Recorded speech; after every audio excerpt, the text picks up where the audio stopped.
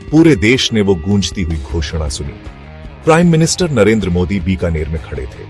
उनके शब्द हवा को चीर रहे थे। दुनिया ने देख लिया, जब सिंदूर बारूद बन जाता है तो क्या होता है। The world has now witnessed it. उन्होंने देख लिया है कि क्या होता है जब पवित्र सिंदूर, जो शुभता का प्रतीक है, बारूद में बदल जाता है।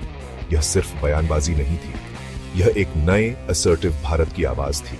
एक ऐसा राष्ट्र जो आतंक के आगे झुकने को तैयार नहीं, एक राष्ट्र जो पलटवार करने को तैयार है, अभूतपूर्व शक्ति और विश्वास के साथ। इसका ट्रिगर था आतंक की वो घिनौनी हरकत 22 अप्रैल 2025 को पहलगाम में।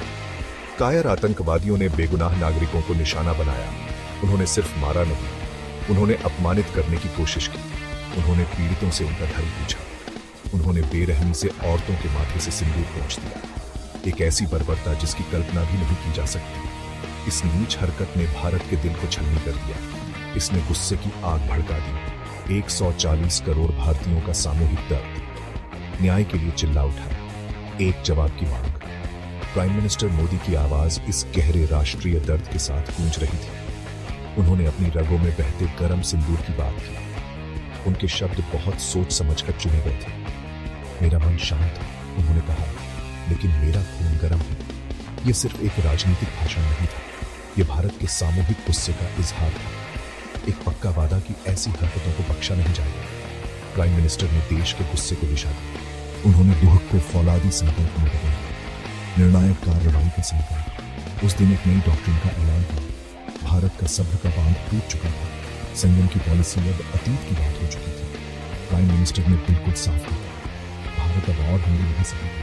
वो पलटवार करेगा, अब जोरदार पलटवार करेगा। रूल्स ऑफ एंगेजमेंट बदल चुके हैं।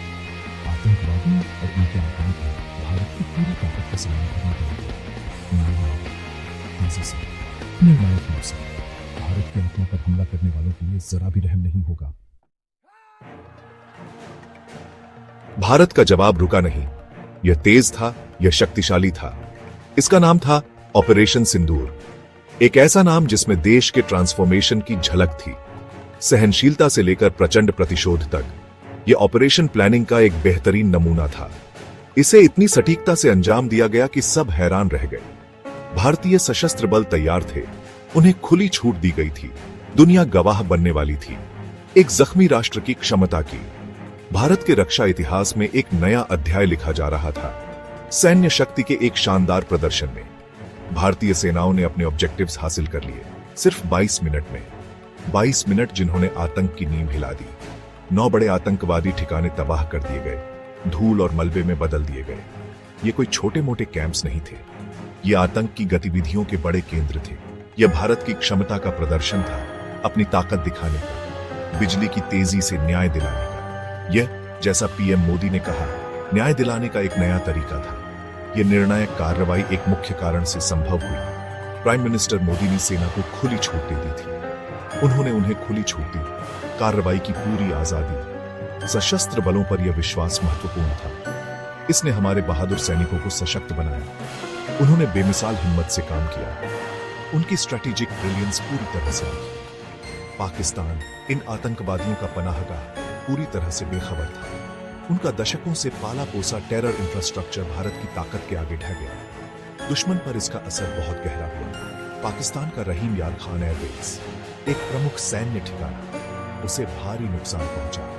प्राइम मिनिस्टर ने कोई लाग लपेट नहीं की। उन्होंने एयरबेस को आईसीयू में बताया। पाकिस्तान की जवाबी कार्रवाई की कमजोर कोशिशें बेकार गई। उन्होंने बीकानेर के नाल एयरफोर्स स्टेशन को निशाना बनाने की कोशिश की, लेकिन भारत के चौकस डिफेंस सिस्टम ने हमले को नाकाम कर दिया। पाकिस्तान हर मोर्चे पर मात खा गया। उसके हथियार कम पड़ गए और अपने ही घर में उसकी बुरी तरह बेइज्जती हुई। पाकिस्तान को घुटनों पर ला दिया गया। उसकी अकड़ की बनी हुई दीवार टूट गई। जिन टेरर फैक्ट्रीज को वो बेखौफ चला रहा था, वे अब जलते हुए खंडहर बन चुके थे। भारत का संदेश सीमा पार और पूरी दुनिया में गूंजा। पाकिस्तान स्पॉन्सर्ड आतंकवाद को बर्दाश्त करने का दौर अब पक्के तौर पर खत्म हो गया था। पाकिस्तानी जमीन अब भारत की शांति और लोगों के खिलाफ हमलों के लिए महफूज पनाहगाह नहीं रहेगी। संदेश बिल्कुल साफ था, बहुत हो चुका। प्राइम मिनिस्टर मोदी ने पाकिस्तान की न्यूक्लियर धमकियों का सीधा जवाब दिया। उन्होंने इन धमकियों को हिकारत से खारिज कर दिया। उन्हें सिर्फ गीदड़ भकी कहा, यानी सियार की खोखली आवाज। हम तुम्हारे एटम बॉम्ब से नहीं डरते, उन्होंने बीकानेर से ऐलान किया। यह निडर रुख एक गेम चेंजर था। इसने भारत का नया कॉन्फिडेंस दिखाया कि वो किसी के ब्लैकमेल में नहीं आएगा, एक ऐसे देश के ब्लैकमेल में जो आतंक को अपनी पॉलिसी का हथियार बनाता है। भारत मजबूती से खड़ा रहा, अपने बचाव के अधिकार पर अडिग। भारत की पॉलिसी में एक बुनियादी बदलाव का ऐलान किया गया। भारत अब कोई फर्क नहीं करेगा तथाकथित स्टेट और नॉन स्टेट एक्टर्स के बीच। आतंकवादी और उनके स्पॉन्सर्स, उन्हें एक ही माना जाएगा। पाकिस्तान का पुराना डबल गेम बेनकाब हो गया और उसका मुंहतोड़ जवाब दिया गया। यह एक कड़ी चेतावनी थी, सिर्फ पाकिस्तान के लिए नहीं, बल्कि हर उस देश के लिए जो यह मानता था कि वह आतंक का समर्थन कर सकता है। बिना गंभीर नतीजे भुगते भारत ने नियम बदल दिए थे। अंतरराष्ट्रीय समुदाय बड़ी दिलचस्पी से देख रहा था, कुछ तारीफ के साथ तो कुछ शायद बेचैनी से। भारत ने हिम्मत से काम लिया था। उसने अपनी शर्तों पर काम किया था, अपनी संप्रभुता और अपने नागरिकों की रक्षा के लिए। यह एक नए भारत का उदय था, एक आत्मविश्वासी, मजबूत और असर्टिव शक्ति जो आतंक फैलाने वाले देशों की साजिशों का शिकार बनने को तैयार नहीं। ऑपरेशन सिंदूर ने दुनिया भर के डिप्लोमेटिक सर्कल्स में हलचल मचा दी। पुरानी धारणाओं को चुनौती मिली, नई हकीकतें सामने आ रही थीं। ऑपरेशन सिंदूर के नतीजे फौरन और दूर तक असर करने वाले थे। भारत ने एक बहुत बड़ा स्ट्रेटेजिक कदम उठाया। उसने इंडस वाटर्स ट्रीटी को सस्पेंड कर दिया। प्राइम मिनिस्टर मोदी ने खुद इस फैसले की पुष्टि की। पाकिस्तान को भारत की नदियों से कोई पानी नहीं मिलेगा, उन्होंने कहा। यह कोई दिखावटी कदम नहीं था, यह पाकिस्तान के लिए गंभीर आर्थिक असर वाला एक ठोस उपाय था। उसकी लगातार आतंक को पालने और निर्यात करने की पॉलिसी का सीधा नतीजा। पानी, जो किसी भी देश की जान होता है, दबाव बनाने का एक जरिया बन गया। भारत का डिप्लोमेटिक रुख काफी सख्त हो गया। फॉरेन मिनिस्टर एस जयशंकर ने इस नए स्टैंड को बिल्कुल साफ शब्दों में बताया। पाकिस्तान के साथ कोई भी बातचीत सिर्फ एक मुद्दे पर होगी, आतंकवाद। पाकिस्तान को आतंकवादियों को सौंपना होगा, उसे आतंक के पूरे इंफ्रास्ट्रक्चर को खत्म करना होगा। पहले की तरह बिजनेस एज यूजुअल अब नहीं होगा, जब तक कि ठोस, वेरिफाएबल और इरिवर्सिबल कार्रवाई नहीं की जाती। भारत अब मजबूती की स्थिति से बातचीत की शर्तें तय कर रहा था। ऑपरेशन सिंदूर सिर्फ एक सफल सैन्य हमला नहीं था, यह भारत के इतिहास में एक वाटरशेड मोमेंट था। यह एक गहरी मनोवैज्ञानिक जीत थी। इसने नेशनल सिक्योरिटी और आतंकवाद पर भारत के अप्रोच को पूरी तरह से बदल दिया। संदेश बिल्कुल साफ था, जीरो टॉलरेंस की पॉलिसी। कोई भी ताकत, स्टेट हो या नॉन स्टेट, जो भारत की सुरक्षा को खतरा पहुंचाने की हिम्मत करेगी, उसे इतना गंभीर जवाब मिलेगा कि आतंक की कीमत बर्दाश्त के बाहर हो जाएगी।